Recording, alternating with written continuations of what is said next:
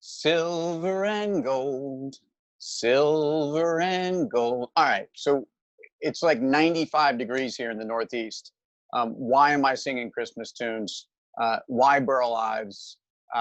Why was Yukon Cornelius even? Why was that guy not in jail? First of all, why did the Land of Misfit Toys never get discovered until that one night? And those are questions to ponder, including your favorite Christmas special.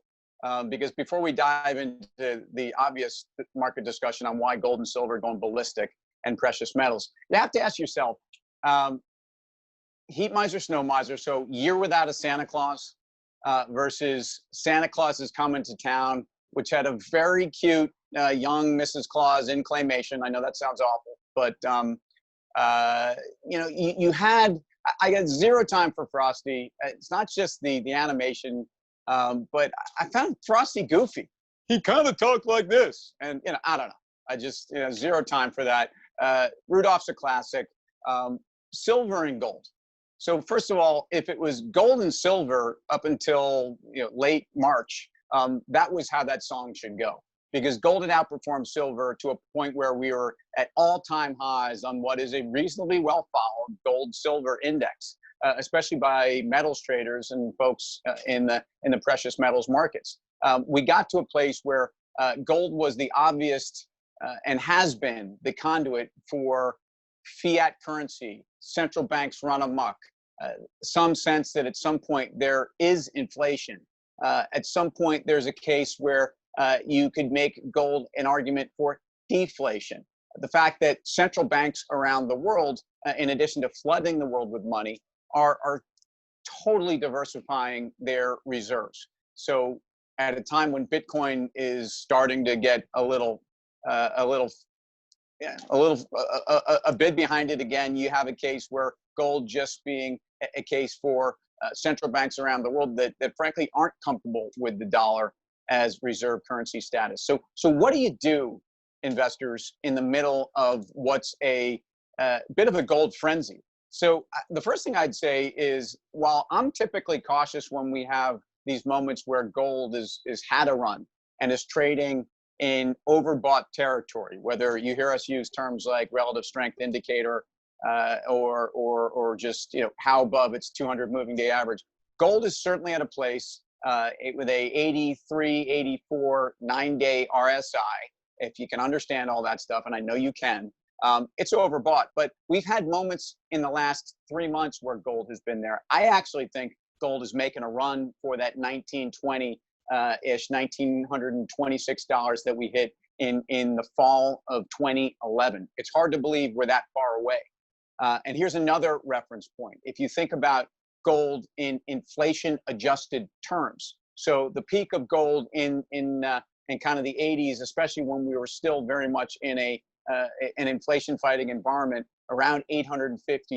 If you inflation adjust that today, that's about $2,600 in gold. So if you want to, you're going to hear about some of these numbers, and my view is either way, gold is going higher. I think we're actually now going to break that high from September 2011. I think we're going to break it in the next month.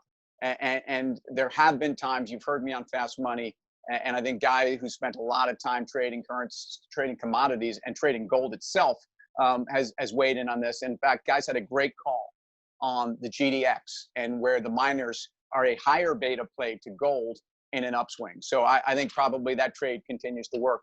But it's silver that's the most interesting thing.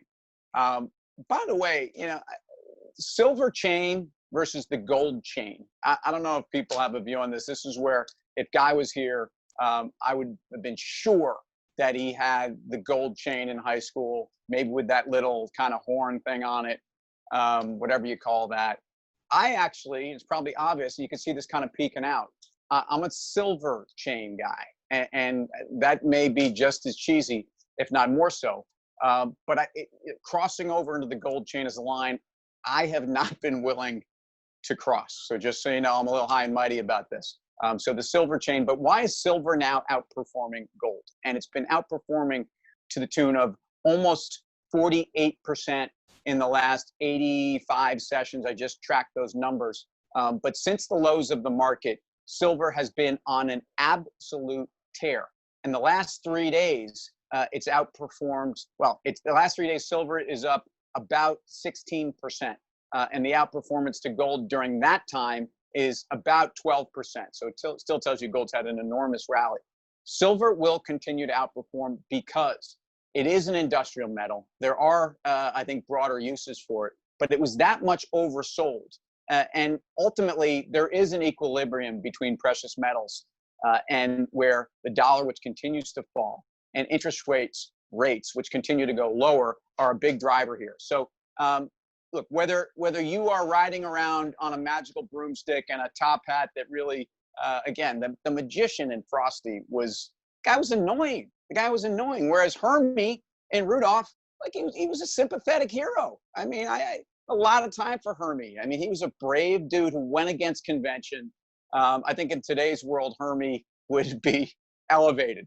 But we'll leave it at that. The precious metals trade, which has been in vogue for 6 months or so, I think is actually kicking it up into high gear, so much so that I think my red nose will be glowing and fighting through that storm tonight, getting me back to the island, not land, island of misfit toys. See you tomorrow.